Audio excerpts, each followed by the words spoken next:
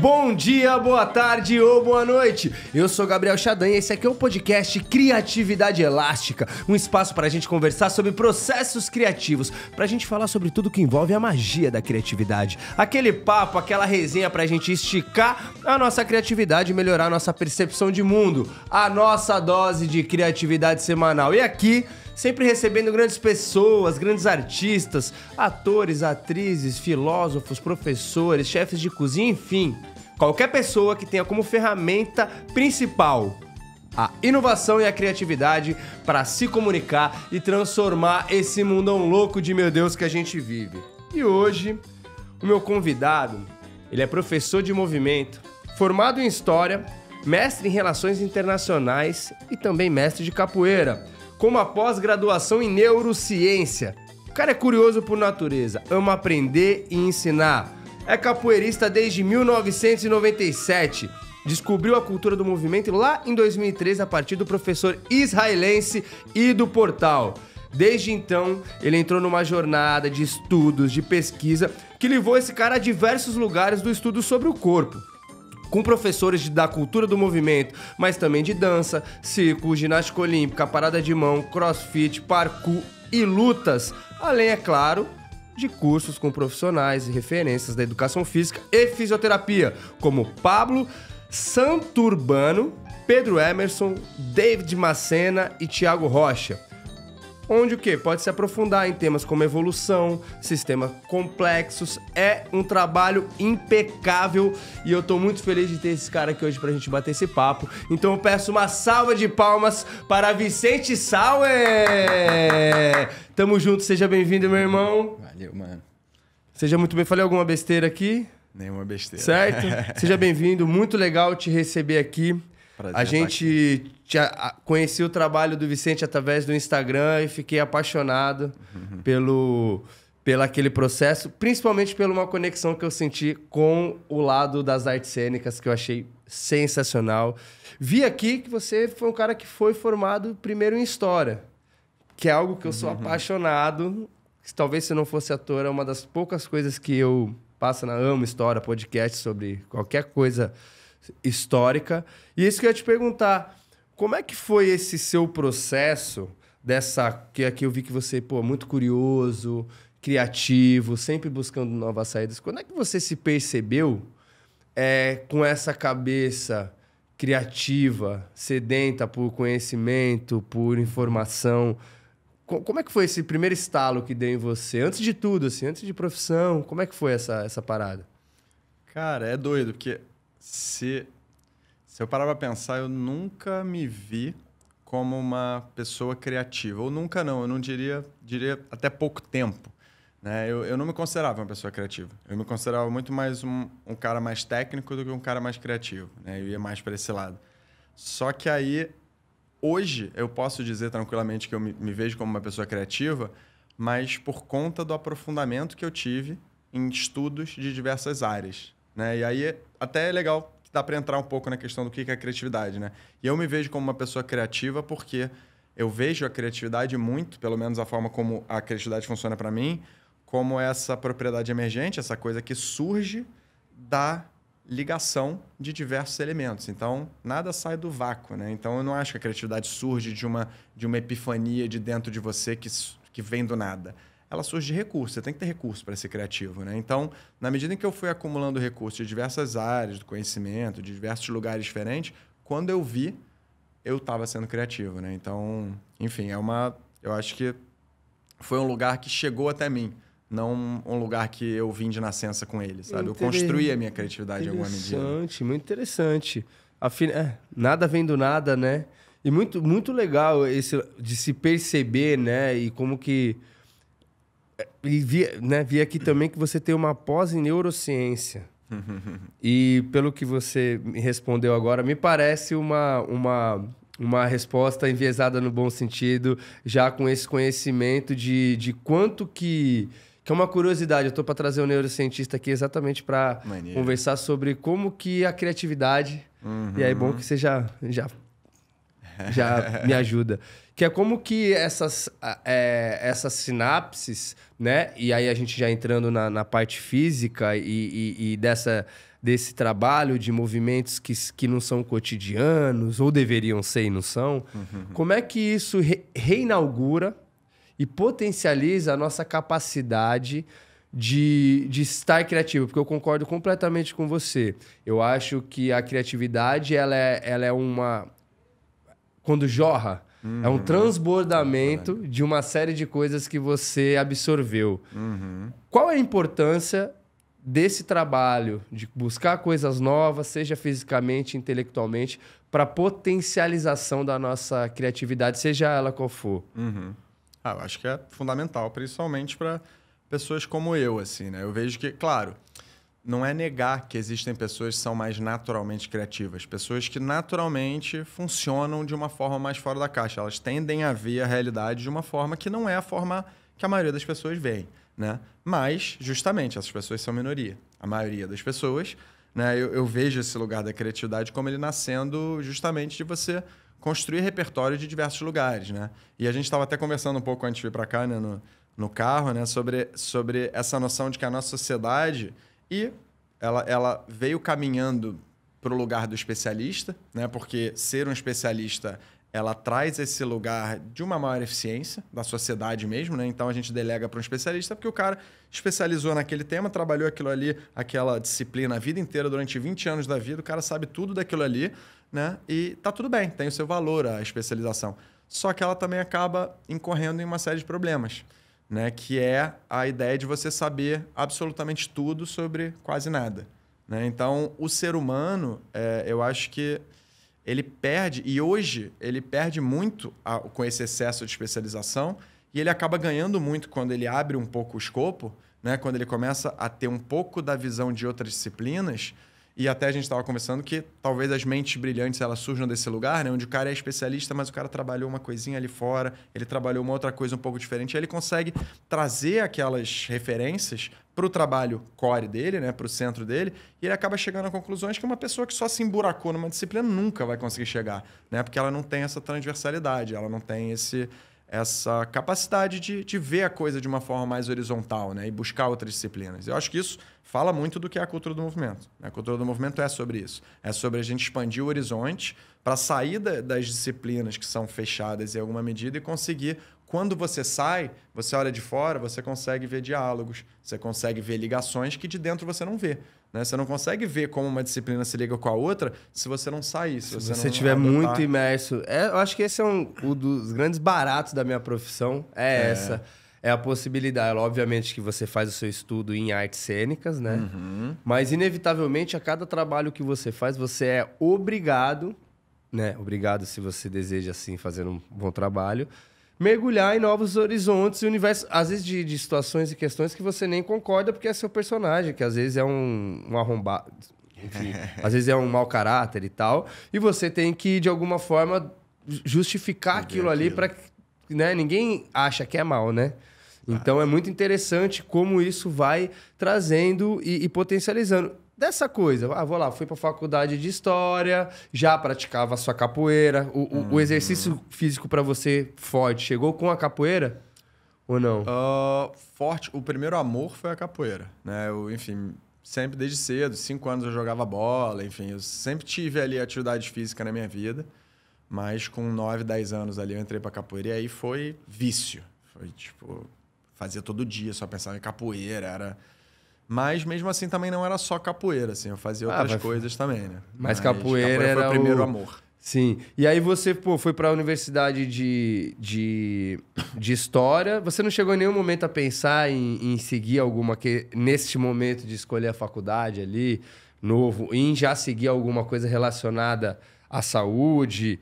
Ou nem passou pela sua... Era tanto amor que você falava... Não fez essa conexão? Era por aí. Eu sempre tive um certo medo de misturar amor e profissão, assim. Ai, sei. Então, é de você perverter o seu amor, né? Quando ele serve para pagar conta, sabe? E aí, você corre um risco duplo, né? Se dar errado, você perde... Você você não consegue pagar as contas, você ainda perde seu amor, né? Porque você se frustra com aquela bagaça. Perdeu aquilo. Então é um grande risco. E a capoeira, para mim, sempre foi o lugar do amor. Assim. Sempre foi eu quero fazer quando eu quero, porque eu quero, do jeito que eu quero, o que eu quero. Era só esse lugar em alguma medida, do conforto. Óbvio que uma série de desconfortos, Sim, mas era o lugar do querer, né? De eu gostar daquilo.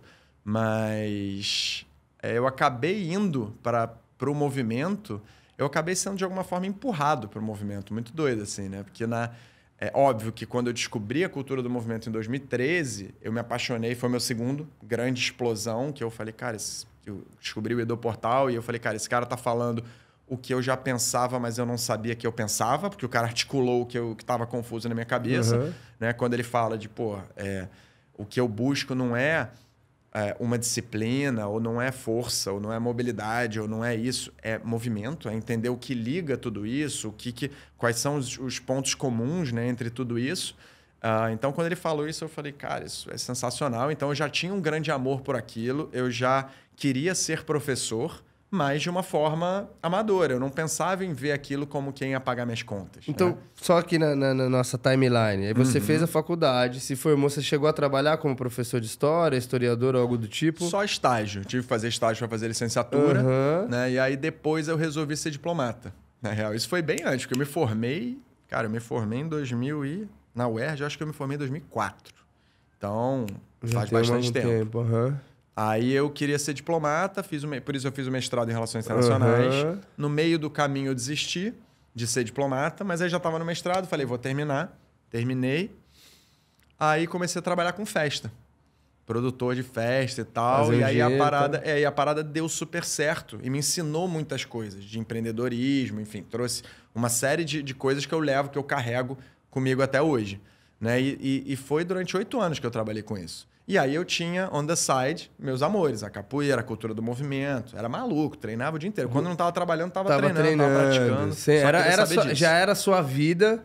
Então, e aí você, nesses momentos, foi aí que talvez esse grande divisor de águas foi o encontro com o Ido, certo? Em 2016. Que foi aqui, foi lá, foi pela aqui. Internet? Como é que foi esse processo desse encontro? Foi no Rio de Janeiro. Ele veio em 2016 para cá. Deu o workshop dele aqui, em São Conrado. Depois, em 2017, eu fiz outro com ele em Brasília. Né? Então, esses dois meio que ligaram ainda mais a chave, que já estava ligado em 2013. Né? Enfim, eu já tinha... por outro lado, também, quando eu falo que eu era amador na capoeira, é aquilo. Eu era aquele amador obcecado. Então, eu viajava, enfim. Já viajei para vários países para dar aula de capoeira, para ensinar capoeira. Então, eu já tinha eu já era reconhecido como professor de capoeira há bastante tempo. Eu já tinha uma história com a capoeira, né? Então, eu já tinha, de alguma forma, esse histórico. Mas não era que pagava minhas contas. Eu fazia ainda por lazer. Aí, em 2016, 2017, quando eu estive com o Edo Portal, ele estourou minha cabeça de novo. Eu falei, cara, é isso que eu quero fazer. Eu vou virar professor disso aí. Aí, em 2018, eu comecei a dar aula de parada de mão, que era um tema que eu estava estudando há muito tempo já estava fazendo há muito tempo, queria fazer minha parada com uma mão, então eu estava treinando todo dia também, igual um maluco. E aí eu falei, eu vou começar pela parada de mão, que é um tema que eu tenho mais segurança, domino melhor. Dei 1 ano de aula de parada de mão, com um amigo, inclusive, um grande amigo, Cal. E aí, em 2019, Juliane e eu, abrimos o Vértebra, que foi a minha primeira escola de movimento em 2019. Já aplicado nessa linha de filosofia. Já. Explica pra gente o que é, qual é a essência, agora discorrer, não tenha pressa. Qual é a essência dessa filosofia tão interessante e tão poderosa mesmo pelos resultados? Você me contou alguns relatos no carro que eu vou te perguntar de novo, mas qual é a grande filosofia para quem não em casa fala, o que é movimento? O que é essa tal dessa parada? O que é isso? O que é? Boa. Bom, isso é uma coisa que a gente discute muito, a gente sempre fala, né? Quando alguém pergunta o que você faz, às vezes a melhor resposta é dizer, cara, você tem um tempo, você tem uns 10 minutos, né? Só que, por outro lado, também eu não gosto dessa resposta, porque eu acho que é importante a gente saber de forma clara, direta e rápida dizer para alguém o que a gente faz, né? E se eu quisesse resumir da forma mais resumida e real possível, cara, a gente...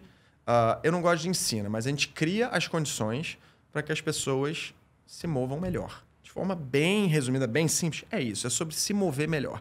Então, o que isso quer dizer? Ou primeiro, o que isso não quer dizer? Quer dizer então que vocês não têm trabalho de força, vocês não têm trabalho de mobilidade, vocês não têm trabalho de coordenação? Tem tudo isso. Só que todas essas valências físicas, força, coordenação, mobilidade, precisão, calma, saber se agitar e se acalmar, saber estar num estado de humor ou de tensão condizente com a tarefa ou com o que o mundo está te pedindo, todas essas qualidades que a sua fisicalidade expressa, elas são meio. Então, não é um trabalho onde eu quero simplesmente ser o mais forte possível por ser o mais forte possível, ser o mais móvel possível para ser uma pessoa extremamente flexível, ser uma pessoa... Não, eu quero melhorar as minhas respostas motoras para que elas sirvam melhor para eu viver a minha vida. Né? Então, é mais sobre movimento e menos sobre as valências físicas. Ele é mais sobre algo que se transfira para a sua vida do que sobre algo que fica só dentro do momento que você está praticando. Então, a gente gosta de dizer que a prática do movimento ela vira uma prática de vida, porque você começa, aos poucos, com essa prática, não é sobre eu vou lá, eu vou treinar e depois eu volto e acabou. Não, você começa a perceber que tudo que está vivo se move, que o tempo inteiro você está se mexendo, você começa a ver a granularidade do que é o movimento, de como ele está presente em tudo que você faz, que a forma como você se mexe é a forma como você se relaciona com o mundo. E aí, quando você vê, você está aqui nesse podcast pensando em movimento. Você está entendendo, você está pensando no seu corpo, você está entendendo como é que você está se mexendo, como é que você não está. E aí você, de vez em quando, está fazendo um desafiozinho na hora que você vai subir uma escada, sabe? Aí daqui a pouco você... Sabe? A coisa começa a vazar para a sua vida. E aí é que eu acho que a magia realmente começa a acontecer. E aí eu acho que isso fala de um dos grandes valores da prática de movimento, que é essa ideia de você trazer sentido a uma prática física. Porque quando você está falando de esporte, cada esporte ele tem o seu foco, né? Ele tem o seu ponto principal. Né? E aí, certos esportes beneficiam certos corpos, outros esportes beneficiam outros corpos. Se você tem um corpo que funciona para aquele esporte, você vai ter um feedback positivo, você vai tender a ser bom naquilo, você vai tender a ficar mais, e o outro vai ser expulso. Então, o esporte, nesse sentido, ele é, de certa forma, segregador, né? Porque é difícil você ser bom se você tem um corpo que não funciona muito bem para aquele esporte. Uhum. A cultura do movimento ela é democrática no sentido de que ela é ruim para todo mundo. Né? Ela frustra todo mundo. Ela vai encontrar um lugar que você é ruim. Não, mas eu sou muito forte. Você vai encontrar um lugar que ela é ruim. Não, mas eu sou muito móvel. Você vai encontrar um lugar que é muito ruim. Então, ela se torna essa prática que vai ser muito mais sobre como você lida com a frustração, qual é a sua capacidade ou a sua vontade de aprender coisas novas, de descobrir coisas que estão fora da sua zona de conforto. Então, percebe que acaba se tornando muito mais uma questão filosófica e de estilo de vida do que propriamente, unicamente do movimento que você está fazendo. Sim. Sabe? Aí a coisa vai se abrindo. Cara, então, por isso que é até difícil definir, né? É impressionante, velho. E você parece esse meu professor. Uhum. Eu não sei o nome dele, cara. Esse cara mudou minha vida e eu não sei o nome dele. Porque ele também carequinha, barbinha, só que ele era um pouco mais velho. Uhum. Ele tinha uma vibe um pouquinho mais... Eu falei pra você, ele morou na Índia um tempo, então ele era um pouquinho mais... Sim. Mais zen. Ele tinha o pé do cara... Eu lembro que eu ficava assim, alucinado no pé do cara. Que maneiro. Porque a pisada que ele dava no chão... Uhum. Mano, era tão... Porque a gente ficava deitado muitas vezes e ele ficava caminhando. E eu não conseguia descolar do pé dele. Porque era tanto... Pra mim, era meu pé. Sim. Um tijolo. O cara tinha tanto... Pixel, né? Tanto detalhe, tanta articulação, tanta base. E como que as coisas se comunicam. Uhum. E foi isso que me chamou a atenção. E uma das filosofias, né? Das abordagens que a gente tem no teatro é isso. A gente vive num mundo onde o nosso corpo é negligenciado pela própria estrutura de conforto que a gente vem criando. O que é muito bom, que gera segurança, gera uma série de coisas, mas também nos afasta um pouco da nossa ancestralidade de movimento, né? Porque nós somos movimento. E isso... Aí são viagens minhas que eu vou jogar para você. Nossa, ali do teatro. Que isso afeta diretamente o nosso psicológico. Porque aí tem toda a questão química do corpo, tem o imediatismo, tem o corpo é muito inteligente, então se você não trabalhar ele vai naturalmente se adequar. E como isso faz falta no cotidiano das pessoas, né? Que, pô, quão bom seria se a gente tivesse aquela aula de corpo na educação física da escola, Sim. como um aprendizado sobre consciência corporal e não só a aplicação de determinados esportes, principalmente naquela formação da adolescência ali para adulto, que eu acho que seria sensacional. Por isso a gente fala, todo mundo vai fazer teatro e tal, por esse lugar. E como que isso afeta as pessoas. Sim. Né? A quantidade de pessoas que às vezes tem uma lesão que nem se tornou uma lesão, mas porque a pessoa não sabe sentar. Eu lembro que eu contei essa história para você. Foram 2 professores, um que ficou um semestre inteiro mandando sentar e levantar, e o outro que mandou ficar respirando. E eu não entendi aquela parada. Eu falei assim, velho, você não sabe sentar. Você acha que você vai caminhar num palco? Você acha que você vai construir um corpo? Como é que você, como um profissional, né, do treinamento e da saúde, você entende hoje esse lugar que nós estamos enquanto coletivo? Uma sociedade que tende ao sedentarismo. Existem algumas coisas que talvez sejam glamorizadas e não deveriam, como o excesso de conforto, etc. e tal. E eu li lá no texto, muito interessante, sobre esse tema, o desconforto. O desconforto não é violência, o desconforto não é tóxico, o desconforto no sentido da evolução. Como é que é esse lance dentro da ideia que vocês acreditam, você e o teu time, dessa ideia do trabalho e do desconforto e o lugar onde a gente está hoje como coletivo de sociedade? Sim. Então, tem um valor que talvez seja um dos maiores valores, ou um grande valor da gente, né, na Impulse, imagino também, óbvio, da cultura do movimento como um todo, que foi muito bem sintetizado pelo Nassim Nicholas Taleb, né, que é um filósofo, enfim, um escritor, um pensador, que criou o livro chamado Antifrágil. Né? Como é que é o nome dele? Nassim Nicholas Taleb. Eu vou colocar o link na descrição, porque eu não vou conseguir falar esse nome. E o nome do livro, Taleb. Como é que é? O nome do livro é Antifrágil. Antifrágil. Vai estar o link na descrição da Amazon aqui para você comprar. E aí, qual é a ideia, né, da antifragilidade? O Taleb, ele se pergunta sobre qual é o efeito do estresse, né, ou de uma carga, ou de um esforço, ou de um desconforto para um organismo vivo. E aí, nisso, ele diferencia o que é frágil do que é antifrágil. O antifrágil é o oposto do frágil. E a gente tende a confundir antifrágil com robusto. E aí ele mostra que não é. Né? Então, para ele, frágil é aquilo que não suporta desordem. Então, um copo é frágil. No momento em que você aplica desordem a um copo, ele quebra, ele vai ficar pior e ele nunca mais vai voltar a ser aquilo que ele era. Ele é frágil. Né? Então, frágil é aquilo que não suporta desordem, não suporta caos, não suporta estresse. Robusto, resiliente, está no meio, não é o oposto de frágil. Ele é só algo que é indiferente, é uma pedra. Uma pedra é indiferente ao caos. Você bate na pedra, não muda nada nela. Ela vai continuar sendo o que ela é. Ela resiste. E o antifrágil é aquilo que prospera com o caos ou com a desordem. Né? Então, o antifrágil é o organismo vivo. Somos nós. Né? Então, ele tem um capítulo célebre que é o gato e a máquina de lavar. A máquina de lavar, qualquer máquina é frágil. Porque ela só pode ficar pior com o uso. O gato, como um organismo vivo, ele é antifrágil. Porque o uso pode fazer ele ficar melhor. O estresse pode fazer ele ficar melhor. Porque nós somos sistemas que aprendemos.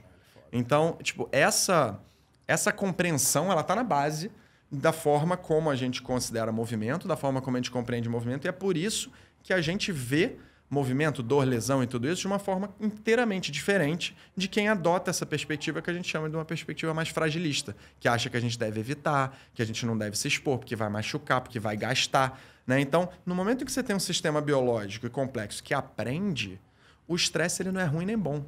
O estresse ele se torna informação. Ele é o ambiente dizendo. Então, quando eu vou lá e vou fazer um exercício, o que eu estou fazendo? Eu estou estressando o meu músculo. Só que eu estou enviando informação para o meu corpo do que informação? Pô, você é fraco. O ambiente demandou de você uma força que você não conseguiu dar. O que o seu sistema faz? Ele aprende e ele responde, ele fica mais forte. Porque ele é um sistema que aprende e um sistema que responde.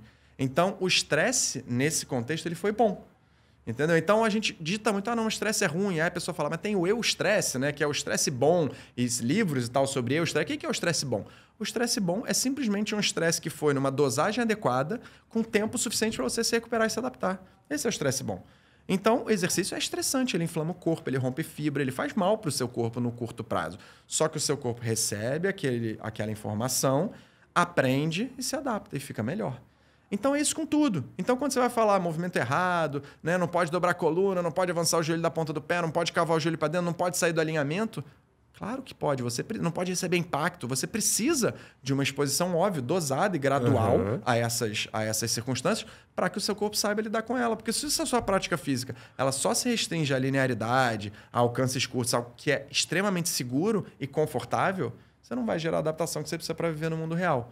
Então, essa é a nossa visão de estresse, que é baseada na lógica da antifragilidade, que, claro, não foi ele que inventou isso, né? Isso é falado. Mas ele compilou de uma forma genial. Muito bem, exatamente. Nossa, muito foda. A gente tinha falado disso de uma forma mais informal, mas faz todo sentido. E eu acho que se aplica também à nossa psique. Total. Eu acho que se estende um pouco isso, esse excesso de zelo por não frustração. Então, eu penso isso muito. Eu tenho uma filhinha pequenininha, né? De 5 anos. E esse é um pensamento que eu acho que qualquer pai tem, que é... Eu amo minha filha e eu quero que ela seja feliz, mas eu também preciso que ela seja forte, que ela tenha autonomia, que ela saiba escolher, que ela saiba lidar quando ela cai e se machuca, ou quando ela não pode ter aquele brinquedo ou aquele doce que ela gostaria. E você, de alguma certa forma, trabalhar essa maturidade psicológica de lidar com a frustração, que talvez pode ser eu tô só aqui, é só filosofando, tá? Pelo amor de Deus, que eu sou um mero falador aqui. Mas que talvez seja um grande essa quantidade ínfima de doenças psicológicas que são sérias, né? Ansiedade, depressão. Na sua maioria, me parece que estão muito, muito ligadas a esse tipo de combinação. Um corpo inapto, inativo, com uma mente que acompanha. Essas duas coisas juntas, elas se potencializam. E quando você está lá embaixo, aí você sair da inércia é uma... né, eu acho que é a grande dificuldade. Tem uma relação... Você acha que tem uma relação com... da felicidade, não aquela felicidade... felicidade dentro do desconforto, ele é inevitável. Tem uma correlação para você, essa coisa da sua felicidade, da sua saúde psicológica com a sua regulação física e com esses estresses que rolam na sociedade no geral, assim? Sim, sem dúvida, né? Eu costumo dizer muito, tem uma frase que eu repito muito, que é o objetivo da mente é o corpo, o objetivo do cérebro é o corpo, depende de onde eu estou falando. Né? E o que eu quero trazer com isso é justamente essa ideia que hoje se fala muito, está na moda dizer que mente e corpo estão ligados, né? Que bom que a gente começou a perceber que esse dualismo de entender mente como separado do corpo está caindo, né? A gente está percebendo as ligações na prática. Mas quando eu falo, né, o objetivo da mente ao corpo, é claro que eu posso falar de um ponto de vista um pouco mais mecânico, né? Ou seja, não mecânico, mas de mecanismos, que são todos os mecanismos que nas últimas décadas vêm se descobrindo, né? De que, por exemplo, quando você faz muita força, né? O seu músculo, ao você desenvolver massa muscular ou força mesmo, né? O músculo tem propriedades anti-inflamatórias, neuroprotetoras, você tem um papel de regulação hormonal, você tem o próprio papel de regulação do sistema dopamínico, que é o sistema de recompensas do nosso cérebro, que vai tirar um pouco a gente dessa mente do imediatismo e tudo mais, ao você fazer atividade física. Então, tem todos esses mecanismos que já estão mostrados, já estão provados que eles existem, né? Mas... ou que você vai ajudar a regular seu sono, enfim. O mais perto que a gente tem de uma panaceia, né, de uma cura para tudo, hoje em dia, é a atividade física. Não porque ela tem... E é engraçado, não porque ela tenha nada de mágico, simplesmente porque é justamente o lugar que está nos faltando. Como a gente está completamente sedentário, cara, e a gente precisa se mover, quando você faz exercício, é uma cascata de melhoras em tudo da tua saúde, e como saúde física e mental estão juntas, é óbvio que você vai melhorar de todo lado, né? Mas quando eu digo que o objetivo do cérebro é o corpo, eu ainda digo do ponto de vista talvez mais filosófico, ou mais...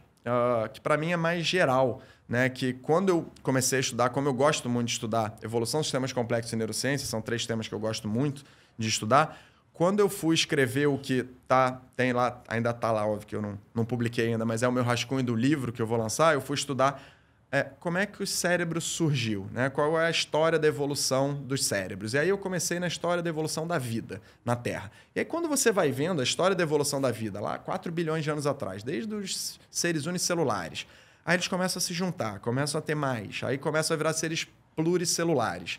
Aí quando você começa a ter uma porrada de células junta, elas têm uma dificuldade de comunicação. Porque se você tem... Imagina que as células são pessoas, né? Você tem 10 mil pessoas ali querendo andar juntas, cooperando para produzir determinados atos, né? Só que, para uma célula que está aqui falar com a outra lá da outra ponta, gritando e tal, ela não consegue e tal, e você tem toda essa dificuldade. Porque é uma transmissão química, enfim. Aí surgem sistemas nervosos, que são os protótipos do que depois vai virar o cérebro. E aí, o sistema nervoso ele é basicamente um sistema de comunicação celular. Ele é a internet das células. Ele permite que uma célulazinha aqui fale com a outra lá em frações de segundo. E isso permite que o corpo inteiro do ser se integre com muito mais facilidade. Mas o que é essa integração? Para que as células precisam se comunicar? Para que elas precisam se integrar? Para produzir movimento. E o que é o cérebro? O cérebro é um grande centro de processamento de toda essa integração, de todas essas células que formam os seres vivos que depois se tornaram os animais, para produzir movimentos mais rápidos, mais adaptáveis e mais complexos. E aí você vai ver que quando aparece na história da evolução o sistema nervoso e os cérebros, os primeiros cérebros, o que acontece é que eles permitem que os seres se movam com velocidade. E ao permitir que os seres se movam com velocidade, porque as células têm uma comunicação rápida e permite essa integração corporal maior, você tem o início da predação, que é um animal indo lá e come o outro animal. E aí, quando um animal vai lá e come outro animal, quando o animal pode vir te comer, aí você começa a ter que desenvolver toda a maravilha da complexidade da vida no planeta Terra. Aí você tem que ter olho para ver se alguém está vindo te comer, você tem que desenvolver um ouvido para ouvir. E aí começa toda essa corrida armamentista que gera, em última instância, toda essa complexidade de tudo que existe no mundo hoje. Então, percebe que tudo nasce do movimento, da necessidade de você sair de onde você está, para você atender às suas demandas, seja indo caçar outro bicho, seja para fugir, para não ser caçado daquilo, e que todo o funcionamento, toda a existência do cérebro é fundamentada pela existência de mover o seu corpo. Então, por isso que tudo que a gente pensa, tudo que a gente sente, tudo que existe dentro da gente, ela tem só esse caminho final, que é esse caminho de saída, que é o movimento do corpo. Seja o movimento da minha língua agora, e para eu falar, e da minha boca para eu produzir sons, determinados sons que vão me levar para algum lugar onde eu quero ir, seja para eu empurrar uma pedra, para eu levantar alguma coisa, para eu andar até certo lugar. Então, tudo que existe dentro de você, do seu cérebro, tem como fundamento produzir movimento do seu corpo. Aí, quando você vai estudar emoções, para que servem as emoções no cérebro? Para fazer com que o seu corpo tenda mais a realizar determinados movimentos e não outros. Quando você tem medo, você vai tender a realizar movimentos que são mais de fuga, de proteção, de cuidado, ou quando você tem dor. Então, tudo que existe na gente é voltado para produzir movimento. Movimento pelas experiências e pela vida, né? Exato. E é muito doido, que daí... Isso que é doido. A gente evoluiu tanto. Tem um livro que eu acho muito doido, que é o Sapiens. Eu gosto muito daquela abordagem do... Kanoa Harari que fala? É assim que Harari. fala? Harari. Eu chamo ele de Harari. Desculpa, irmão. Esse livro é muito bom porque ele faz umas conexões muito interessantes sobre isso. E, ao mesmo tempo que a gente teve uma evolução que poderia estar potencializando isso de uma forma muito foda, a gente teve um retrocesso nessa questão de movimento físico. E aí, com rede social e os ticaricatica todo que a gente tem aí, um acesso dopaminérgico muito forte, de pequenas dosagens quase que ilusórias e estranhas, e que vão jogando a gente cada vez mais para um ambiente de uma velocidade, de um movimento mental muito rápido, com uma estabilidade física. Isso deve ser um choque muito louco, deve ser quase fogo e gelo. Porque, né, sua mente está a 1 milhão por hora e você o dia todo parado. Se você mesmo for ver a forma como as instituições funcionam na sociedade. A gente tem essa ideia do dualismo, por mais que hoje a gente fale em corpo e mente sendo a mesma coisa, a gente tem a ideia do dualismo, que é essa filosofia de separação entre corpo e mente, que vem lá desde Platão. A gente está falando de mais de 2000 anos de dualismo. E a gente tem o cristianismo, que reforçou isso com a separação corpo e mente, é mente e alma, alma né? e corpo, e depois com o iluminismo, corpo e mente, Descartes e tal. Então, são milênios dessa separação. E aí você vai ver, isso está escrito nas nossas instituições. Quando você vai resolver problemas da mente, você vai num psicólogo, como é que seu corpo está? Completamente parado, sentado, sem fazer nada. E às vezes o remédio é a primeira saída. Quando você vai resolver problemas do corpo, como é que a tua mente está? Parada vendo novela enquanto você está correndo na esteira lá igual um rato. Nossa, então percebe que não tem... As instituições mesmo, elas já são dualistas, elas já separam as coisas, né? E óbvio, não é dizer que elas não servem para nada, não. Pelo contrário, terapia tem o seu valor e correr na esteira também tem seu valor. As duas têm valor. Mas não são suficientes para resolver certos tipos de problema que são mais complexos, às vezes, né? Então, é a gente entender isso e saber que tem coisas que vão demandar uma abordagem que é mais integrada. E são mais híbridas, né? As coisas mais híbridas, porque, assim, eu gosto de correr e tal. E, pô, correr na esteira é super interessante, tem um cunho de treinamento ali, mas a cognição de você correr na rua e se deslocar pelo espaço... É outro rolê. É outro rolê. Completamente Porque a gente diferente. tá falando... Aí é minhas viagens malucas, né? A gente tá falando sobre de deslocamento no espaço, né? São essas simulações de tudo, né? Você corre na esteira... Pô, se você só tem a esteira, maravilhoso. Se é onde você pode correr, claro. Irado. Não é sobre isso. Mas quando você tá fazendo o que você tem que fazer da forma que é feita... Você está trabalhando abastecendo muitas outras informações, sejam elas diretamente ou até inconscientemente. Você vai correr, é o cara que você vê, é a passada que você dá, é o vento que bate na sua cara, é o deslocamento, é a ocupação da sua energia naquele espaço. E isso fica num ponto muito interessante mesmo. E é muito legal, porque você uma surpresa muito boa, porque você conecta... habilidades não, disciplinas que eu sou aficionado, que pô, história, neurociência e físico, né? E isso não tem como não estar integrado, né? Eu sou um cara que gosto muito de rap, uma coisa que se fala muito no universo do hip hop é você tem que saber a história. Um dos grandes problemas do Brasil é a gente não saber a história do Brasil. E eu aprendi na escola que Pedro Álvares descobriu e não invadiu. Então, eu fiquei chocado quando eu cheguei no primeiro colegial. O meu professor meio de cursinho chegou e falou, cara, sabe aquela parada que você aprendeu até agora? Mete marcha que isso aí não vale de nada. Vou contar a história para vocês. Isso para mim foi chocante, porque isso muda o nosso padrão de percepção da sociedade, das estruturas e como que a gente se conecta. E você faz esses links de forma muito legal. Como que a gente vai trabalhar a nossa mente, o nosso corpo, se a gente não entende aonde veio, até onde a gente evoluiu, quando é que essa curva começou ao mesmo tempo que hoje a gente tem alta performance, igual a gente nunca viu, né? Tipo, quando a gente está falando dos atletas e tudo mais. Ao mesmo tempo, o geral, pessoas que assistem um grande atleta de basquete comendo um pote de nuggets, né? Você vê, o jogador de futebol faz campanha do McDonald's e não come o McDonald's, né? O Cristiano Ronaldo tirando a Coca-Cola da frente da mesa. Que é um pouco sobre isso, né? Que é assim, a gente tá vendendo um lifestyle que não é o lifestyle do cara. Isso também é muito confuso, principalmente para garotada. Aí eu te fazer essa pergunta. Qual a grande diferença de filosofia de pessoas mais velhas, tipo a geração dos meus pais, às vezes até um pouco mais, que tem essa coisa do movimento estático como uma peça mecânica? Como é que você falou do frágil? Que aquilo é o que é. Se você começou a ter uma dor no cotovelo, essa dor do cotovelo ela só vai piorar à medida do tempo que se passa. E isso é totalmente equivocado na medicina. E uma juventude que, apesar de às vezes ter toda a informação, pode ser que se... Ah, foda-se. Tem uma diferença entre essas... Qual que é a grande diferença dessa geração? Ou você acha que não tem? Tá todo mundo no mesmo... Não, dentro dessa ideia, né, do movimento certo ou movimento errado, ou o que machuca, o que não machuca, o que faz bem, o que faz mal, a gente está num momento divisor de águas, né? Num momento de longo prazo, né?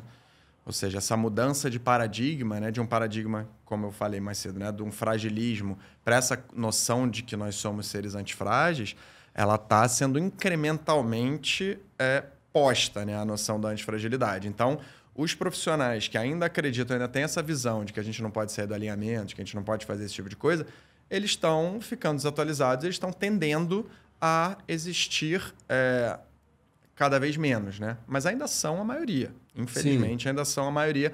E é isso, é o que eu estava também te falando no carro, a gente falando mais cedo, né? Que leva um tempo até você ter um paradigma que sustenta novos estudos, os estudos serem feitos, saírem, mostrarem os resultados, esses resultados atualizarem as instituições de ensino, os professores passarem esse conhecimento adiante para os alunos, os novos alunos se formando, já virem com essa nova bagagem, e você tem negócios que funcionam há décadas, baseado em um paradigma que está obsoleto, e eles vão ter interesse em não propagar isso. Então, assim, a coisa leva muito tempo para você ter essa mudança. Primeiro porque é ciência, né? Não é opinião, são anos aí que você está de estudo para você vir e expressar algo que é para além de uma opinião, que é uma experimentação, né?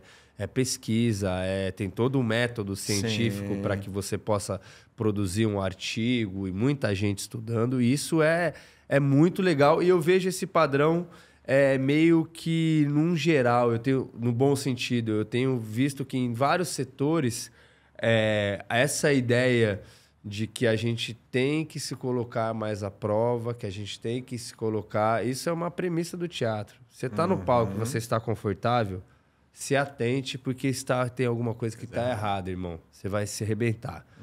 Isso é premissa. Desconforto... Não é aquela coisa... tóxica, maluco. O que você faz da meia-noite às 6 da manhã? Sim. Tá ligado? Que também, isso que é foda também. Eu já vou te perguntar isso. O quanto que essa comunicação de hype, às vezes, ajuda, porque também faz com que as pessoas tenham mais contato com saúde. Também vem uma galera falando assim, o hype por cima dessas estruturas de pessoas que sem embasamento começam aí pegam uma ideia que é incrível do desconforto e transformam isso quase em tortura psicológica. Sim. Porque daí tem o olhar do mestre, que o mestre que vai saber esse limite. Como é que você vê essa cena e qual o risco que essas pessoas podem trazer para o esporte ou para a educação de forma geral? Olha, eu acho que primeiro é importante a gente... talvez uma coisa que eu não tenha falado muito, né, na hora de entender os princípios da lógica da antifragilidade, que é o seguinte: quando a gente recebe um estresse ou um desconforto, a gente não fica melhor, a gente fica pior. No curto prazo, a gente toma a porrada, porque ela vai bater e ela vai nos fazer mal. Contanto que a gente dê tempo, contanto que essa porrada não tenha sido grande demais para nos traumatizar, porque aí não tem melhora, aí é piora mesmo e você fica lá, né? Mas contanto que ela tenha sido numa dosagem que você conseguiu suportar e que depois você tenha dado descanso suficiente, repouso suficiente, tempo suficiente para o seu sistema se adaptar, aí sim você fica melhor. Então é lógico, você não fica mais forte no fazendo exercício, você fica mais forte dormindo.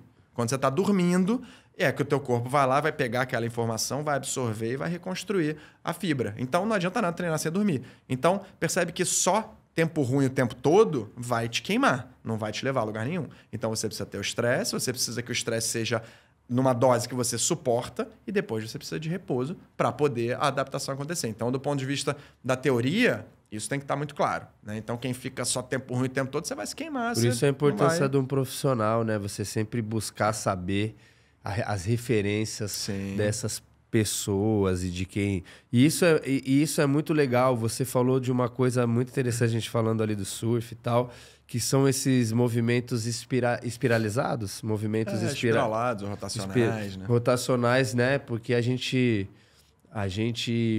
vive numa sociedade muito vetorizada, né? A gente fala isso pelo menos muito no teatro.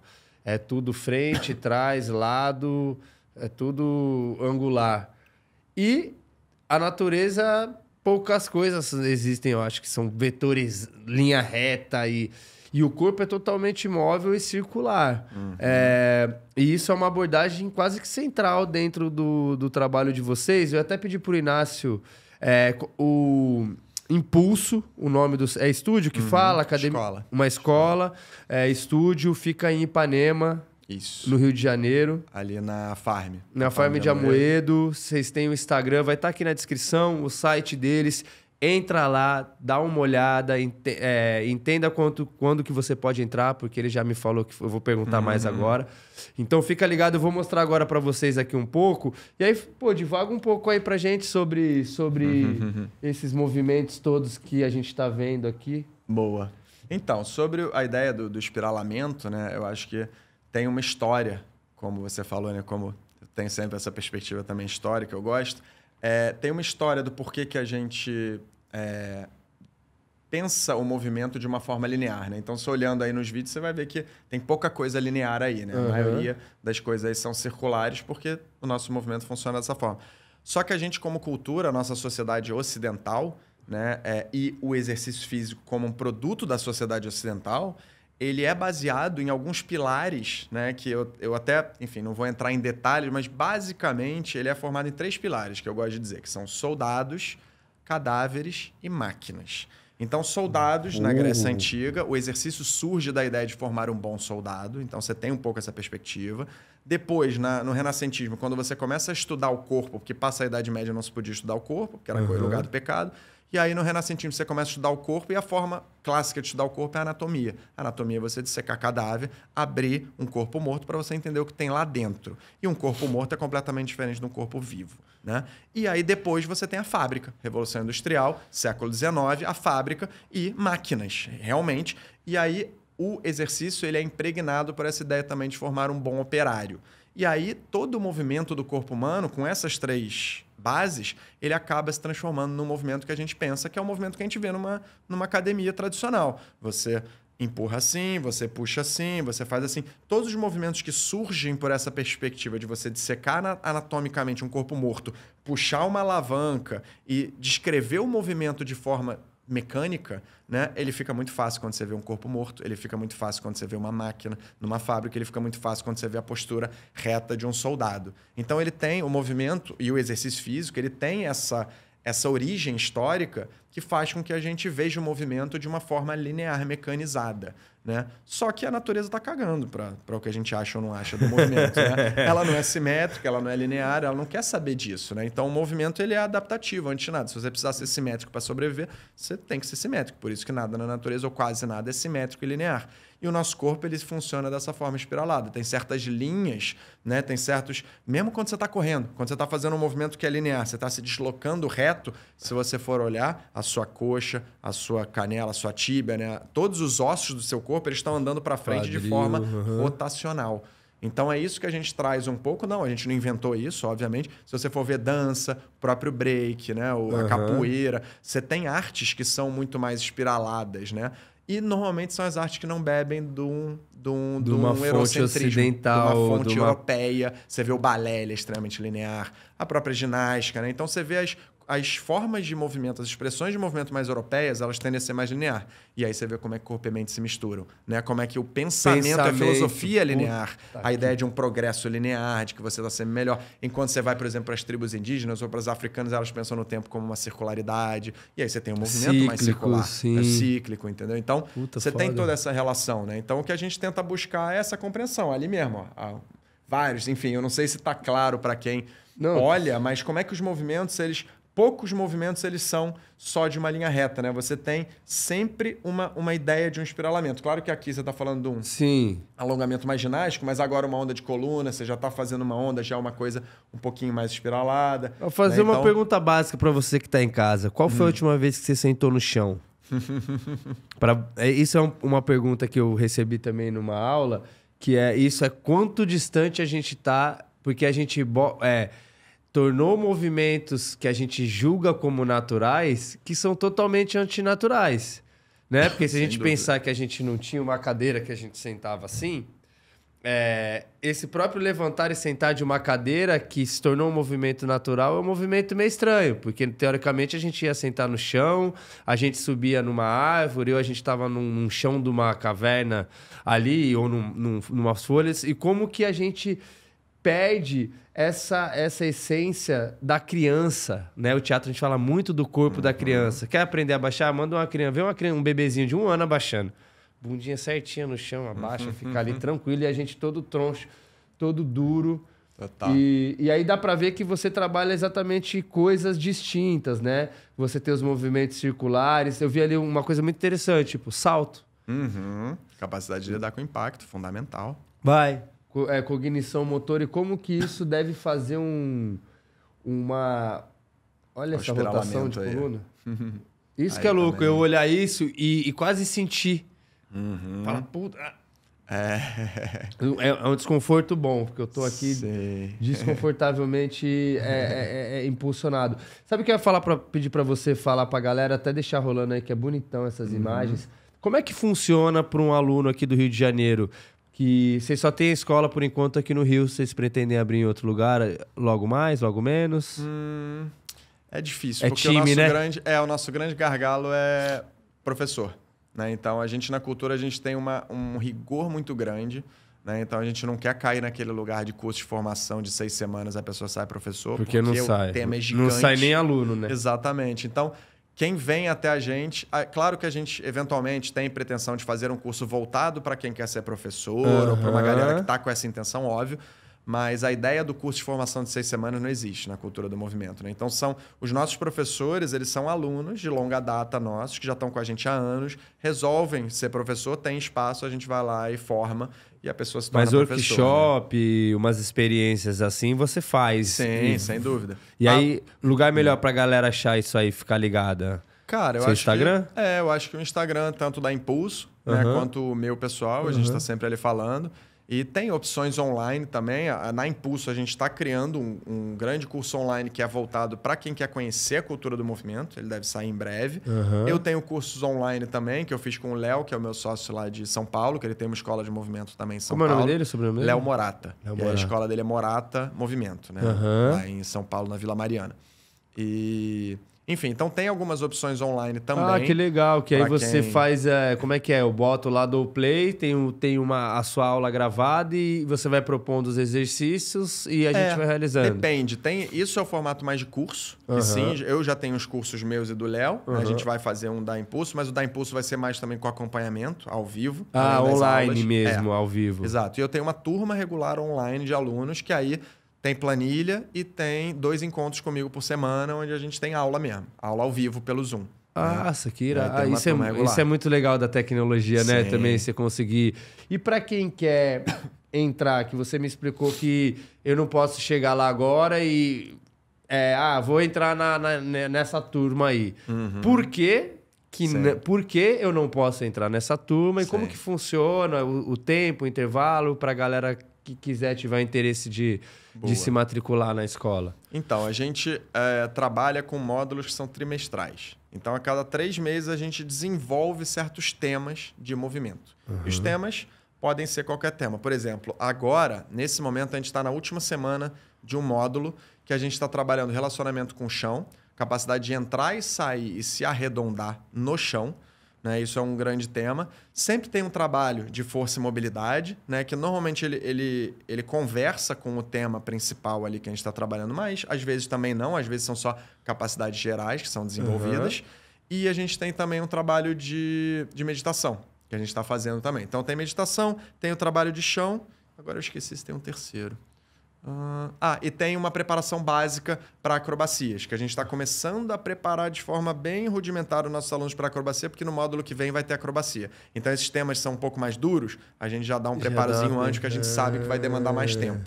Então, sabe que é um preparo, às vezes, 6 meses, a gente já começa um pouquinho antes. Né? Então, por a gente ir desenvolvendo um trabalho, por a gente ter muito essa preocupação de que a gente precisa, por um lado, ter processos para todo mundo, mas a gente precisa se aprofundar no tema, a gente não quer ficar toda hora, né, voltando para o básico, a gente só permite que alunos entrem a cada mudança de ciclo.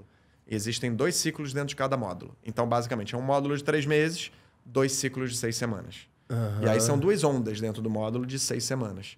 E aí, a cada 6 semanas, basicamente, a gente abre para alunos novos entrarem. Aí pode fazer a semana E aí experimental. eles entram nessa mesma turma ou é formada uma nova turma? Não, entram na mesma turma. E aí todo mundo, em tese, está começando, não necessariamente do zero, porque alguns alunos já fizeram aquele tema antes, mas a gente sempre muda. Mas foi o que você falou Então- também, né? Cada um vai trabalhar e evoluir dentro da sua necessidade e da Exato. sua personalidade corporal. Exato. Então dá para você ter um cara que está ali há 1 ano trabalhando com vocês, inclusive servindo como uma ferramenta visual Sim. né? Que eu acho isso Referência, né? sensacional. Que é você ver alguém fazendo muito bem, além de te inspirar, ajuda você a movimentar. Então, galera, o link tá aqui do site, do Instagram. Entra aí, Escola Impulso. Cara, sensacional, ó. Pô, tá longamente. Ai, que delícia. Muito bom. Entra aí, procure saber. Pode fazer online, tem essa galera toda que tá pelo Brasil aí. Você fica ligado para não perder essa oportunidade maravilhosa de aperfeiçoamento. Independente disso, vai caminhar, entendeu? Você tá indo... moro longe. Vai caminhar, correr, levantar e abaixar. É aquelas velhas cenas do Rock Balboa na cadeia. Não tem as coisas assim? O cara vai tipo Van Damme, aí você vê o cara, mano, acorda às 5 da manhã. Não deixe que o seu meio, que eu sei que é difícil, correr na praia de Copacabana, naturalmente é mais inspirador do que você correr no meio de São Paulo lá naquela maluquice. Mas não deixe que o ambiente intoxique a sua mente e a sua vontade de se movimentar, porque movimento é vida. Pode voltar o login aqui, daqui a pouco a gente bota mais uns movimentos aí pra gente. Cara, muito, muito, muito interessante como que as coisas estão correlacionadas. Uma pergunta agora já invadindo esse negócio de história. Aonde que você acha que a gente começou como sociedade, como coletivo? Porque tem sociedades, por exemplo, sociedades mais orientais ali, as que eu conheço, japoneses, que tem uma cultura diferente nessa relação com a saúde, com o corpo, com a alimentação. Mas quando que a nossa sociedade, no geral, começou a declinar de forma coletiva para esse sedentarismo louco que a gente vive e essa questão das doenças relacionadas à obesidade, coração, diabetes, que são coisas muito sérias e que às vezes a gente negligencia um pouco. Você tem existe essa ideia ou não? Sim, por alto sim. Existem alguns, na verdade, é importante saber que antes da divisão Ocidente-Oriente, né, 10, 12 mil anos atrás, até o Sapiens, o Harari fala disso, né, a gente teve a Revolução Agrícola, né, que foi quando a gente começou a plantar coisa e a domesticar animal de forma mais extensiva, né, de forma mais rotineira, né? E ali o ser humano teve um declínio muito grande de saúde, né? Isso é uma coisa que é pouco sabida e quando se fala... Porque é muito comum a gente falar, não, mas os nossos antepassados, os caçadores-coletores, viviam 30 e poucos anos. E isso é uma mentira. Então, é por isso que eu estou trazendo essa questão, né? Quando você está falando até a Revolução Agrícola, que é 12 mil anos atrás, mais ou menos, os seres humanos, a espécie Homo sapiens, ela evoluiu para viver 70 anos, com tranquilidade, com folga, sem nenhuma dessas doenças, diabetes e tudo mais. Por que se diz... e apesar de não ser inteiramente falso, eu vou dizer porque que é, no fim das contas, falso, que os homens, os caçadores-coletores, viviam 35 anos. Porque a média de vida de um caçador-coletor era de 35 anos. Por quê? Porque havia uma mortalidade infantil de 50%. Metade das crianças morriam de infecção. Você não tinha antibiótico, você não tinha sepsia, você não tinha porra nenhuma. Então, as pessoas morriam, metade dos seres humanos morriam. Isso faz com que caia a expectativa de vida para metade. Então, não divide essa na hora de fazer a avaliação. Exatamente. Quem passa da infância, que é o momento crítico, onde metade morria de infecção, não sofre um acidente, não é comido por um leão, não acontece algo, não cai da árvore, vive tranquilamente até os 70, sem ter nenhuma dessas doenças do coração e Alzheimer e demência. Ou seja, não há indícios de que essas pessoas tinham nenhum desses problemas, certamente não tinham no nível que a gente tem hoje, né? Então, o que aconteceu de tão ruim ali, né, na Revolução Agrícola? Né? Várias coisas. a principal talvez tenha sido a gente se juntar em aglomerados de cidades, né? E começar a trocar bactéria de forma muito rápida e pegar um monte de doença e ter... Enfim, então as condições de higiene pioraram muito, né? Mas a alimentação piorou muito. Isso também é central. Ou seja, se você vai ver a qualidade dos dentes de um caçador-coletor, ele tem o dente de uma pessoa que vai no dentista todo dia. Melhor do que de uma pessoa de 40 anos hoje. O cara tá lá com 60 anos, tranquilo.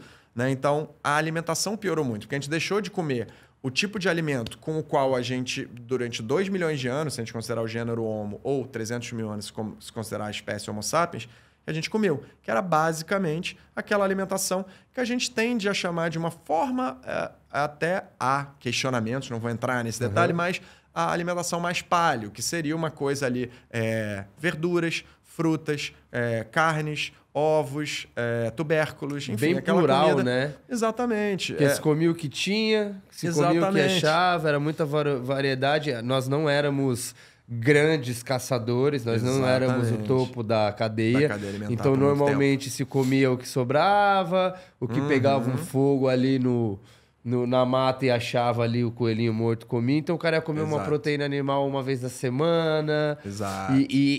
Depende, na verdade. Porque se você falar, por exemplo, você tem tribos africanas que viviam 80% à base de carboidrato, por exemplo. Que quase não tinha... Alimentação vegetariana proteína. não existe. Nenhuma sociedade que viveu ou que prosperou com alimentação vegetariana. Mas, por exemplo, você vai ter os inuits, por exemplo, que viviam basicamente à base de carne. Que eles viviam os iglus ali, nos esquimós, né? Aí era baleia e gordura de carne baleia. gorda, basicamente. E aí é muito doido, você vai ver o nível de colesterol deles baixo, ninguém tinha doença do coração. E aí você começa a questionar, né? Se o problema realmente é o colesterol, e aí todas as questionamentos que vem daí. E aí você vê também que é tudo um coletivo. Como é que... E pra esses caras pegar uma baleia, meu amigo? Lá atrás, no gelo, naquele frio desgraçado. Eu piro, mano, eu piro nesse tema, porque pra mim realmente as coisas estão muito correlacionadas. E aí, de repente, a gente aprendeu a plantar, provavelmente 1, 2 coisas somente. Então a gente sai de uma alimentação riquíssima para uma alimentação de 2, 3 produtos, basicamente ali batata ou alguma coisa relacionada. Deixou de se locomover. Se sedentarizou, claro que não no nível que a gente considera hoje, né? Mas se sedentarizou e começou a trocar germe e nasceu um monte de gente. Cocô pra caramba, tudo que é lugar, aquela coisa. E aí a gente começou a ter um declínio evolutivo físico mesmo, nessa questão da percepção. Aí você vai ver, tamanho das pessoas diminui, qualidade dos ossos diminui, níveis de força, tudo cai dessa etapa em diante. E aí é muito doido, que você só vai ver uma expectativa de vida que se assimila a essa dos nossos caçadores-coletores muito depois da Revolução Industrial. Ou por ali, século XVIII. Ou seja, você está falando de 12 mil anos, a gente tem um declínio e só vai conseguir reconquistar a parte da tecnologia e tudo mais que a gente veio desenvolvendo lá para o século XVIII. E aí, um outro detalhe, que uma coisa não é só você chegar aos 70, eu acho que isso é uma grande filosofia do que você... do serviço que vocês prestam, que é como... Sem dúvida. Como que você quer viver até os 70? Sem dúvida. Porque... A impressão... meu pai é nordestino, né? Meu pai é de Pernambuco. Então, eu sempre tive referência de pessoas idosas muito lúcidas e ativas. Sim. Né? O meu avô viveu até bem velhinho. A minha avó também, pai... E assim, ativa. 90, 80 anos, ativa, movimentar, uma alimentação que come às vezes coisas que você fala assim, mano, isso é uma pancada, mas... Tem tudo ali, sempre tem tudo, tem colorido e tal, nananã. E quando você vai, às vezes, para outros ambientes até mais estruturados... A pessoa com 40 anos fala, tô todo fudido, tô velho. Uma senhora com 70, 65 anos, cheia de... Lógico, tem uma questão genética, mas assim, um volume muito grande de remédio. Eu vejo que as pessoas recorrem a remédios hoje de forma... desproporcional.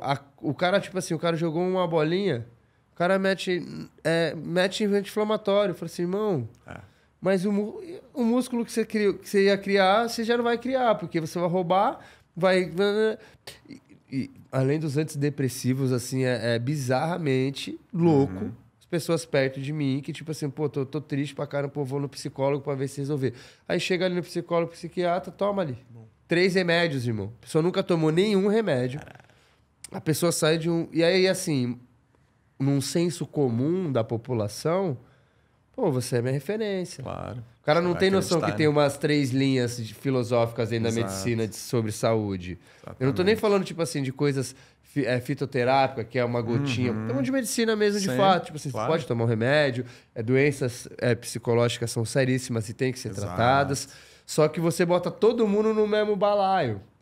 Por que você vai resolver, mano, uma parada com remédio caríssimo se você pode pedir pra essa pessoa caminhar e comer verdura? Sim. Ah, não, tá foda. Tem a apneia do... Pô, camarada meu, a apneia do sono. Não durmo direito. Tenho 90... Aí você vê, o cara é vegetariano. Aí o cara virou vegetariano, o cara só comia pão, ovo e miojo, mano. Farinhaniano. Velho, aí o cara pesadíssimo, nada contra, cada um tem o corpo que quiser. Mas você vê um parceiro teu que não consegue dormir, E você sabe que tem relação. que faz um barulho quando dorme, que é uma loucura para qualquer pessoa que estiver num raio de 1 quilômetro. Sim. O cara não dorme, o cara quase se afoga todo o sono. Puta, eu vou tomar uma parada pra dormir. Eu falei, irmão, eu não sei, eu sou um idiota, mas vamos... Porque eu vejo isso no meu corpo, cara. Uhum. Quando eu estou na atividade, essa atividade melhora todos os aspectos do sexo à paciência que eu tenho com a minha filha. Exatamente. Né? Ao insight que você vai ter, às vezes, de estar com um BOzinho de trabalho, que às vezes aparece, e que você, num momento ativo, você levaria como um insight de crise para melhorar, você já aprofunda numa solidão doida de sedentarismo. Mas, apesar de todo esse parâmetro que parece pessimista, eu sou muito otimista. Uhum. E eu entendo que a internet é muito jovem ainda, então a gente ainda usa ela de forma muito antiga. Então o hype ainda pega muito, mas eu vejo que cada vez mais as coisas estão ficando muito bem divididas. Sim. Por exemplo, no meu caso, quem é o influenciador e quem é o ator? Uhum. Pô, o influenciador é top. O cara vai comunicar com aquele público, vai vender produto, vai ensinar a galera aquela especialidade dele. E vai ser muito famoso. Tão famoso, no sentido de conhecido, quanto qualquer cara que faz uma novela das 9. Sim. Agora, às vezes o cara que faz a novela, que é um puta artista, o cara não vai comunicar uma venda tão bem. Sim. Como o cara que faz um puta influenciador, o cara não vai fazer uma cena porque não é sobre ele, é sobre o personagem e tal. E isso meio que se misturou. O cara que tem um shape maneiro, porque tem uma genética, porque sempre treinou, vira uma autoridade dentro da educação física, que é algo que ele nem pode fazer, enfim. Essas questões todas, porque ele tem um shape maneiro. Mas uma coisa é você ter um shape maneiro, outra coisa é você saber como criar esse... E outra coisa é como você vai fazer isso para os outros. No nosso caso, o influenciador, o ator, bota lá, ó, ele é famoso, vai trazer público. Aí bota o cara, flopa. Por quê? Não tem emoção, não tem resultado. Nesse caso, gera contusão. Sim. Então, em vez de você trazer o cara para o esporte, você afasta ele ainda mais do esporte. Como é que você vê a cena hoje por esse olhar? Você é mais otimista ou você é mais cético nesse sentido? Que eu vejo que existe uma evolução. A gente até falou disso. Ainda tem muito hype, tem uma galera que dá uma surfada, mas melhor um fanfarrão falando pro cara ir treinado que um cara falando só pra ele comer salgadinho. Como é que você vê essa cena da saúde e do exercício hoje? O lado bom e o lado ruim do que a internet está proporcionando pra gente com essas novas ferramentas? Cara, eu acho que como qualquer tema, né, complexo, e aí, por exemplo, eu comparo com, sei lá, com os temas da crise climática. Cara, tem tanto argumento para tanto lado. Eu poderia ficar 2 horas, quer dizer, talvez não, porque eu não sou especialista do assunto, mas eu poderia ficar bastante tempo falando de todos os problemas da internet. Eu poderia ficar esse mesmo tempo falando de todas as magias da internet. Né? Então, assim, cara, para mim, por exemplo, eu vejo a magia do mais redes sociais, por exemplo, essa magia da democratização, de qualquer pessoa em potencial poder ter uma TV Globo para si. Tipo, isso é mágico. Isso, assim, se você falasse para qualquer pessoa antes do Instagram e qualquer pessoa não enviesada por ver o Instagram ou as mídias sociais com maus olhos, que não é à toa que a gente vê com maus olhos que elas fazem muito mal, cara, isso é tão mágico, sabe? Tipo, isso é maravilhoso, sabe? Então, isso é muito foda. Mas, por outro lado, a gente tem todos os estudos que estão mostrando o óbvio, que a gente sabe que é a série de problemas que o uso excessivo de telas gera na cabeça de qualquer pessoa e muito pior, eu fico só imaginando na cabeça de criança e adolescente. Estão formando a sua noção de self e tal, com toda a coisa do filtro. É você passar a sua vida inteira vendo o palco dos outros e vivendo o teu bastidor. Sacou? Isso é muito danoso. Isso é muito problemático do ponto de vista da formação do caráter, ou né? de um senso de confiança em si mesmo, ou de visão de mundo. Então, cara, é isso. Ou seja, é poderosíssimo, pro bem e pro mal. E aí cada um é como que você vai usar essa ferramenta, né? Mas não dá para chegar num veredito e dizer se é bom ou se é ruim. Tem elementos fortíssimos pros dois lados. E a vida não é nem sobre isso, né? Sobre Total. certo e errado. É sobre exatamente entender o que é de bom, porque dessa forma a gente consegue potencializar e de alguma forma se alertar. Porque é isso, se você vacilar, posso encontrar você, me inspirar, treinar e buscar ferramenta, como eu posso do nada parar ali quando vejo já tomar 1 hora ali. Fazendo qualquer coisa. Fazendo ali. sei lá o que, vendo sei lá o que mais. E aí tem até esse tempo de consumo também, que eu acho que se aplica a essa velocidade de resultado. E aí outro tema que eu acho interessantíssimo no que você se propõe a fazer, que hoje é tudo tão rápido. Então hoje o cara chega pra você e fala assim, tenha abdômen tanquinho em 20 dias. Clássico. Tenha não sei o que em tanequetica. Tome o negocinho aqui que você... Velho, tem essa tal dessa injeção que vagabundo tá tomando aí. Ozempic? Não. Ozempic é pra emagrecer, né? Nossa. Era remédio, acho, pra diabetes, sei lá. Violentíssimo. E aí quem precisa do remédio pra condição não tem. tá tendo, ou tá muito caro. hipervalorizado. Entendeu? É muito doido essa parada desse time. Qual é a mensagem, você como um professor, como um cara especialista dentro dessa filosofia, a mensagem que você pode passar de realidade para alguém que quer construir alguma coisa, para alguém que quer construir uma vida saudável? Tipo assim, mano, quais são as maiores enganações e qual é o caminho que você acredita que é o caminho a ser feito, assim? Cara, eu acho que tem uma frase também meio dura que eu costumo falar que é isso, né? A biologia tá cagando pra sua pressa, né? A sua biologia tá cagando pra sua pressa. Ela tem o tempo dela. E nós humanos, né? Nós somos vítimas do nosso próprio sucesso. A gente teve tanto sucesso em alterar a realidade para que a realidade atendesse às nossas demandas, que a gente acha que a gente pode fazer isso mais do que de fato a gente pode. E é sobre isso. Não tá tudo aqui, né? E tipo, a nossa sociedade é sobre isso. Qual é o próximo hack? Qual é o próximo remédio? Qual é a próxima, né, dica perfeita? Qual é o próximo truque que eu posso conseguir para chegar mais rápido onde eu quero chegar? Só que quando você está falando de biologia, tem tempos que você não pode, você não tem o que fazer, pelo menos não hoje, né? Você não tem como fugir dos tempos da biologia. Então, cara, não adianta. Você vai à barriga de tanquinho de 30 dias. Não vai, ou se for, mesmo que você chegue lá, você vai a que custo? E tudo que vai e volta, easy come, easy go. Porque quanto mais tempo uma coisa está em você, maior a tendência dela estar mais em você. Então, o que vem fácil, vai fácil, né? Então, é sobre construir, sobre consolidar, sobre um processo de longo prazo, quando a gente está falando de biologia, né? E se você abrir mão disso, se você negligenciar isso, o problema é seu. Você não vai poder negligenciar as consequências disso, né? Então, pensar em... A gente na Impulso, a gente tem isso muito claro. A gente não é a pessoa que tenta ir por esse caminho do você vai conseguir, porque a gente poderia. Você vai conseguir, em pouco tempo, desenvolver ao mesmo tempo força, mobilidade, não sei o que, lá, e tudo isso junto você vai desenvolver, em 3 dias você vai estar assim. Não, a gente não diz isso. Primeira coisa que a gente diz, ou uma das primeiras, é a gente não vende fórmula mágica.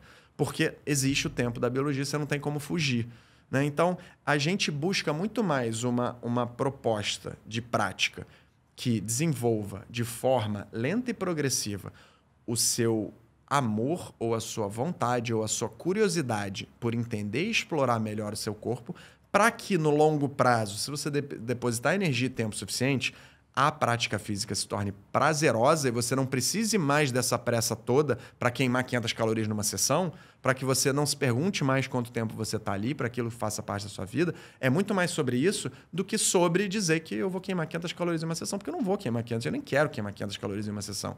Né? Então, então, a gente se diferencia muito nesse sentido. No curto prazo, você vai receber menos da cultura do movimento. Você vai receber muita frustração, você vai receber uma porrada de percepção do que você talvez não consiga fazer. As limitações, né? É uma arrebentação. Porque você, na verdade, não tá vendo a sua limitação. Aí você começa a fazer e você fala, vixe. Exatamente. Vixe Maria. Exatamente. Tô travado assim, não tô conseguindo botar a mão aqui. É, amigo, vai. Exatamente. Então Cara, é esse foda. lugar. Só que se você... O que eu garanto e... De novo, é aquilo. Uma coisa é a gente falar, outra coisa é quem já passou pela arrebentação falar, que são os alunos. Claro, a gente já passou, mas passou há muito tempo. Né? E segue passando já. Então, e a gente é o professor da coisa. Mas os alunos que a gente vê passarem da arrebentação, chegarem a lugares que eles ficam maravilhados com o que eles se veem fazendo, você fala, cara, é isso, sabe? É sobre isso. Isso é uma coisa que tem profundidade. Isso é uma coisa que transforma. E não você simplesmente ir ali no tá pago, odeio estar aqui, mas eu tenho que fazer. Por isso que tem gente que vai pra academia ou faz alguma parada, às vezes, durante um ano e não tem resultado nenhum.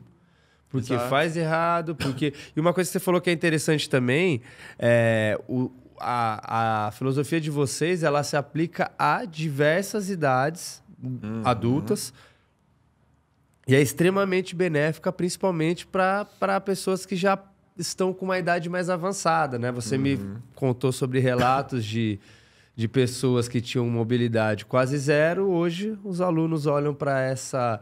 Como é que é essa experiência de se relacionar com essas pessoas mais velhas, que talvez tinham crenças, mitos, dores, limitações de vida que, tipo assim, acabavam com a vida dessa pessoa e vocês poderem fazer parte de um renascimento, porque é um renascimento, pô. Quando o cara consegue pegar o neto dele no colo e brincar, como é que é essa energia, como é que é essa experiência de lidar com essa reinauguração de mente dessa galera? Isso é o ouro, assim, é o que todo dia renova a nossa certeza de falar, caraca, é sobre isso, sabe? É para isso que eu tô aqui, é por isso que eu tô aqui. Quando a gente vê o sorriso de um aluno e fala com o aluno e, tipo, é isso. Você vê uma pessoa, como eu tava te falando, né? Uma aluna nossa com, não sei, 43, 45, entrou, começou a praticar com a gente com 40 e poucos anos, tá com a gente há 2 anos, nunca tinha feito nada, nunca tinha gostado de nenhuma atividade física, odiava academia.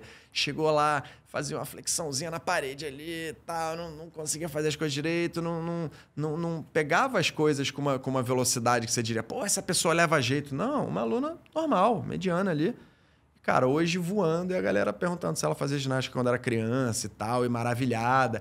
E aí é muito legal, porque não é só ela dizer, olha o que eu consigo fazer, olha essa habilidade, esse movimento bonito. A gente entrevistou ela recentemente para falar sobre a Impulso, e eu nunca pensei que eu fosse ter vontade de escalar uma montanha, e hoje eu tenho. Sabe? Esse é o tipo de realização, o tipo de lugar que a pessoa chega, de capacidade de poder, né? De empoderamento, sabe? Tipo, ela agora está indo para as aulas de bicicleta, ela tinha medo de andar de bicicleta na rua, e agora ela está indo e fala como é lindo ver a vista no caminho para a escola, sabe? Então, você vê como é que a coisa transforma em níveis do humano. Não só ali eu vou aumentar o peso na rosca bíceps, sabe? Então, é uma coisa que transforma de um ponto de vista mais profundo. E é isso que pra gente é o ouro da parada. A gente volta lá no que a gente estava falando no início, né? Como é que você inaugura um novo olhar criativo sobre o mundo. Exato. Porque você apresenta para essas pessoas um mundo que até então não existia. Estava indisponível. Não existia. Exatamente. Não existia aquele mundo lá. E você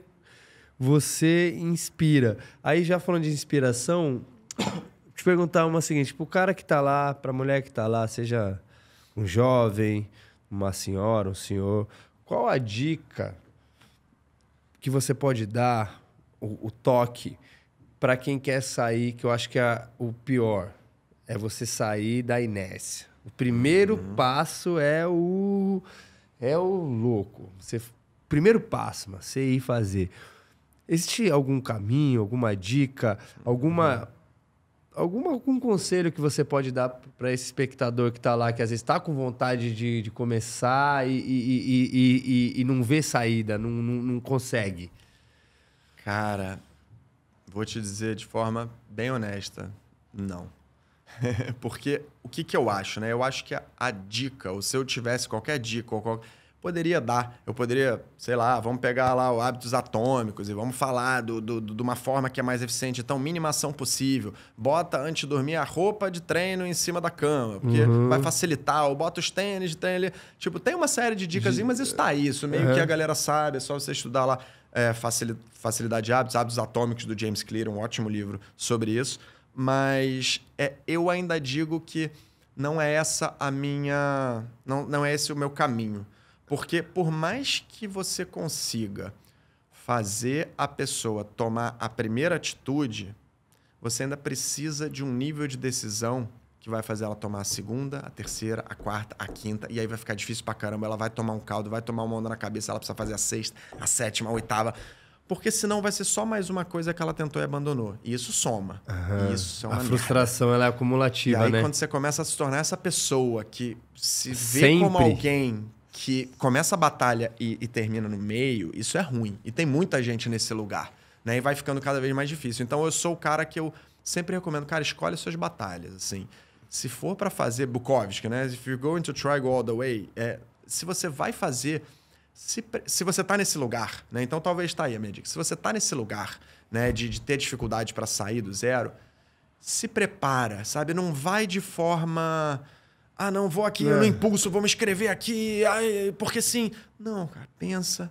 Olha para onde você está com firmeza, aceita, vê o lugar que você está, sente esse desgosto de estar onde você está, percebe isso de forma profunda, olha para o que você quer, para quem você quer ser, sabe? Faz uma reflexão pensada, de longo prazo, toma uma decisão de, cara, eu vou entrar, eu não vou fazer uma aula, eu vou me dedicar por um tempo naquilo ali, sabe? Tipo, então, eu acho que é mais esse lugar, assim, e de repente, pô, agora minha vida tá super agitada, eu vou fazer mais isso. Não, calma, reserva um tempinho, dá um jeito de organizar a tua vida, mas vai minimamente preparado para a batalha, sabe? Porque não é fácil. Não é nada fácil. Algo que te gera um interesse, pô, você né? tá ali no seu trabalho, estresse pra caramba, tá passando perrengue na vida, aí você vai pra uma prática, e eu vou te dizer, a prática de movimento nos primeiros dias, ela é frustrante. Você vai estar tomando mais frustração na cabeça, você sai dali e você fala, porra, meu, por mais que seja legal, por mais que você saiba que é bom, é difícil, é difícil. Então, você tem que ter uma sobrazinha ou um estado mental para lidar com aquela frustração por um tempo, sabe? Então, enfim, é difícil, realmente não tem fórmula mágica. Mas eu acho que talvez a minha dica seria isso. Não pense num hack que vai fazer rápido, você só imediato. ir ali. Se compromete, cara. Profundo, Fala, eu quero ir por mais tempo, sabe? Porque demanda isso. Senão, você vai, faz um pouquinho, se frustra, sai. E aí isso começa a se tornar um hábito. Depois você não vai mais. Quando você vê, você é a pessoa que vai e não termina, né? Isso acontece muito, poderoso. Isso acontece muito. Cara, que da hora demais. Tem alguma coisa que a gente não abordou que você acha que é interessante a gente colocar? Outra coisa, já te fazendo esse convite, acho que você tem... Falei isso no carro, vou falar aqui ao vivo. Se antenar ao nosso universo do audiovisual. Porque esse trabalho que você faz é exatamente o trabalho que alguns profissionais da nossa área fazem. E vocês são fundamentais para a nossa construção de personagem, para a nossa construção de histórias e para o nosso aperfeiçoamento mesmo enquanto artista. Ainda mais nesse mundo muito audiovisual, onde as coisas são muito close-up. Então você sabe lidar com isso aqui como ninguém, mas isso aqui é morto. Então o ator, a atriz, obrigatoriamente tem que ter um corpo vivo, porque o olho é só um portal do seu corpo e da mente, que da alma. Cara, eu achei sensacional o nosso papo. Quero deixar aberto aqui para você, quando vier lançar teu livro, me manda. Depois eu vou te mandar o episódio que eu fiz de um lançamento de um livro, que daí a gente vem aqui para trocar ideia do livro. Aí eu leio o livro, eu adoro fazer umas anotações, faço umas maluquices. E a gente vem aqui para lançar o livro. Maneiro. Ou outras coisas, voltar com o teu bonde para cá para a gente trocar uma ideia específica. A casa é nossa e aqui é para ser esse espaço de colaboração, de troca de ideia. Mano, eu ficaria aqui falando com você infinito. Só essa parte histórica de como, né, que a gente vem construindo isso foi sensacional. Tenho certeza que foi muito rico para você que tá aí.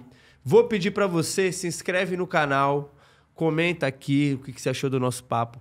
Deixa seu like, seu joinha, porque isso ajuda muito o movimento do nosso canal. Vou agradecer a Multiplan e esse estúdio maravilhoso, o Multistúdio, toda a nossa equipe, Inácio, todo mundo que tá ali dentro, a Vicky, o Fê, todo mundo que ajuda a gente para fazer esse programa maravilhoso. Se você quiser patrocinar o nosso canal, aqui embaixo tem o nosso contato, a gente tem pacotes e formatos muito interessantes para você divulgar o seu projeto. E última mensagem aí, convida a galera para... Manda sua mensagem final, fale alguma coisa que você acha que você tem que falar. E sigam também o Vicente, a escola, o site. Fica atento porque vale muito a pena. Tá aberto aí, cara. Dá seu tchau, seu oi. Boa. Não, é isso. Enfim, quem tiver mais interesse, quiser saber mais da gente, Impulso Move é o Instagram da escola, Vicente Sauer é o meu Instagram. E fiquem à vontade aí, como a gente já falou, tem presencial, tem online, tem para todo mundo. Agora a gente está na última semana do módulo, então a semana tá aberta, né? As inscrições estão abertas para começar com a gente agora em julho, vai começar um módulo novo. Então estamos aí na melhor janela dentro de 3 meses para entrar na escola. Mas se bem que eu não sei quando que o podcast vai ao ar. Eu acho que então... não, mas o nosso vai logo. Talvez na semana que vem. Legal. Mas é isso, não, enfim. Entre em contato, estamos aí. O livro tem previsão já, não? Cara, eu comecei a escrever há anos e eu nunca estou satisfeito, né? Então... Mas eu já fechei num lugar que eu olho e falo, cara, beleza, tá um bom protótipo. Eu vou te dar uma dica de artista maluco. Tem uma hora... É igual música, velho. Gravando música, produzindo. Sempre tem um negócio. Aí você vai mexendo quando você vê se tá 9 meses naquela música. É isso. Então tem ainda mais... É o seu primeiro livro? É. Ih, o primeiro é isso mesmo. Tem uma hora que o cara tem que... É lógico que você vai ter todo o cuidado do mundo, mas tem que jogar os filhos pra rua. Porque quando você joga um, a cabeça já começa a trabalhar no outro. E aqui já tem nome o livro? Não. O objetivo do cérebro é o corpo. É isso. O objetivo do cérebro é o corpo. Que é já é a tese por si, né? Ele nasceu do meu TCC de pós-graduação em neuro. Ele começou daí, né? Aí eu expandi e transformei num livro.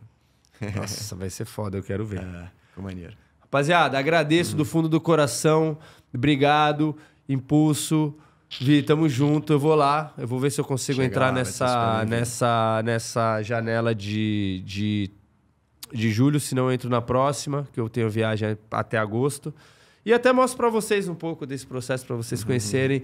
Tamo junto. Esse aqui foi o podcast Criatividade Elástica, todas as terças-feiras, em todas as plataformas possíveis. Eu sou Gabriel Chadan e tamo junto, família. Valeu!